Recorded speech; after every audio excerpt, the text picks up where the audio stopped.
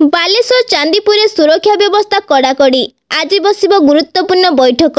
भारत और पाकिस्तान मध्य चली युद्ध को दृष्टि रखी बालेश्वर चांदीपुर डीआईडीओ रे सुरक्षा व्यवस्था कड़ाकड़ी करा जायछि। आज बालेश्वर पूर्वांचल डीआईजी डाक्तर सत्यजित नायक नेतृत्व में एक गुरुत्वपूर्ण बैठक अपराह्न 2 घटिका समय डीआरडी कॉन्फ्रेंस हॉल अनुष्ठित हेबो।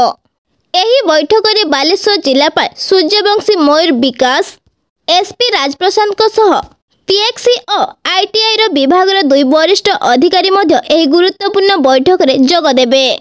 जेहेतु चांदीपुर एक संवेदनशील अंचल होइथिबारु सुरक्षा व्यवस्था को अधिक गुरुत्व दिया जायछि। काहेकि ना चांदीपुर लॉन्च पैड और गोला बारूदर रक्षण स्थली थिबा बेले एहाको अधिक गुरुत्व दिया जायछि। छक छकरे मध्य पुलिस व्यवस्था को कड़ाकड़ी करा जायछि। बालेश्वर प्रकाश प्रधान का रिपोर्ट अनुध्यान टीवी।